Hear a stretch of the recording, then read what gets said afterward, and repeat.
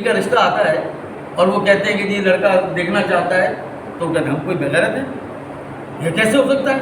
ابھی بات طے نہیں ہوئی اور لڑکا دیکھنا چاہ رہا ہے لڑکی کو، یہ کوئی بات نہیں، ہمارے اصول ہیں، تمہارے کون سے اصول ہیں بھائی؟ اللہ کے مقابل، اللہ کے رسول صلی اللہ علیہ وسلم کے مقابل کسی کا کوئی اصول نہیں ہے۔ میرے رسول صلی اللہ علیہ وسلم جب فرماتے ہیں کہ دیکھ لو، تو اس کا مطلب یہی ہوگا نا کہ لڑکی کو بھی پتہ ہوگا کہ دیکھا جائے گا، اور لڑکے کو بھی پتہ ہے کہ میں دیکھنے جا رہا ہوں۔ دیکھیں یہ کب ہو رہا تھا؟ 1400 سال پہلے، اور آج ہم 1400 سال بعد بھی، اچھا ایک دنیا تو وہ تھی جس نے ایمان نہیں لایا اور اللہ اور رسول کے نقش و قدم پہ نہیں چلے، سوائے سائنس اور ٹیکنالوجی میں جو آیتیں تھیں قرآن کی، اولم ینظروا اولم یسیروا، گھوم پھر کے دیکھو، غور و فکر کرو کائنات میں، بادلوں پہ، اور اسی طریقے سے جو ہے وہ افلا یتفکرون، کیوں نہیں غور و فکر کرتے، افلا یتدبرون، کیوں نہیں تدبر کرتے، افلا تعقلون، عقل کیوں نہیں لیتے؟ ان آیتوں پہ تو انہوں نے پورا عمل کیا اور دنیا کی ساری ترقیاں سمیٹ دی، لیکن جہاں اخلاقیات کی بات تھی، جہاں فیملی سسٹم تھا، اس کو انہوں نے برباد کر دیا۔ تو وہ تو اتنی بے حیائی میں آگے چلے گئے کہ وہ نکاح کی ضرورت ہی نہیں محسوس کرتے کہ پہلے لڑکا لڑکی کو دیکھے۔ لیکن آپ نے کیا کیا؟ آپ آج تک اسی میں الجھے ہوئے ہیں۔ کیوں؟ کہ ہمیں دین اس طرح سکھایا نہیں گیا، ہمیں دین اتنا بتایا گیا ہے کہ یہ نماز ہے، روزہ ہے، حج ہے، زکوٰۃ ہے۔ اسی لیے جب کہا جاتا ہے کہ دین میں جھوٹ نہیں بولنا، تو ہم دھڑلے سے جھوٹ بولے جاتے ہیں۔ اسی لیے جب کہا جاتا ہے کہ رشوت نہیں لینی، تو ہم دھڑلے سے رشوت لیتے جاتے ہیں۔ اسی لیے کہا گیا ہے کہ جب سود پہ جو ہے وہ کاروبار نہیں کرنا، تو ہم دھڑلے سے کاروبار کیے جاتے ہیں۔ وجہ کیا ہے؟ وجہ یہ کہ دین ہم تک اس طرح پہنچا ہی نہیں ہے جس طرح کے ہمارے سلیبس میں موجود ہے۔ بڑا واضح ہے، ایک ایک باریکی دکھائی گئی ہے۔ میں اس کی مثال آگے دیتا ہوں کہ اللہ فرماتے ہیں کہ اے نبی صلی اللہ علیہ وسلم، مومن عورتوں سے کہہ دو کہ اپنی نظریں بچا کر رکھیں۔ وہاں کیا تھا؟ تھوڑی دیر پہلے ذرا آپ نے پڑھا ہوگا، تھوڑا یاد کریں۔ اے نبی صلی اللہ علیہ وسلم، مومن مردوں سے کہہ دو۔ اب یہاں اللہ تعالیٰ فرما سکتے تھے اے نبی صلی اللہ علیہ وسلم، مومن مردوں عورتوں دونوں سے کہہ دو،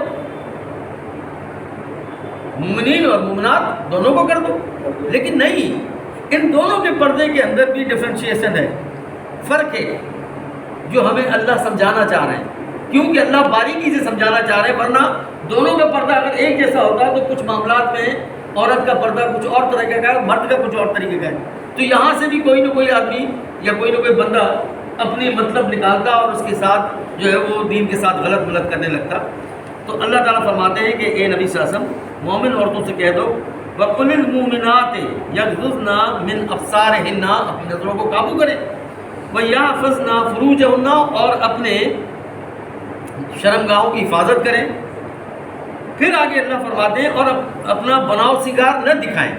اب دیکھیں، میں اسی لیے کہتا ہوں کہ قرآن کے لفظوں پر غور کیا کریں۔ یہاں یہ کب کہا گیا ہے کہ نبی صلی اللہ علیہ وسلم مومن عورتوں سے کہہ دو کہ بناؤ سنگار نہ کریں؟ آپ ذرا سوچیں قرآن کے لفظوں میں۔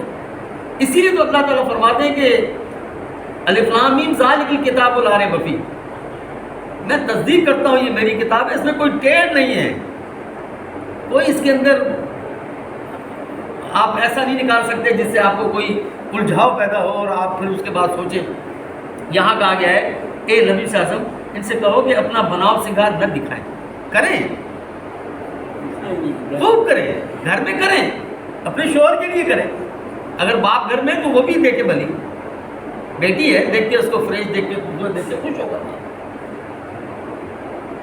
کر تو شوہر کے لیے رہیے نا۔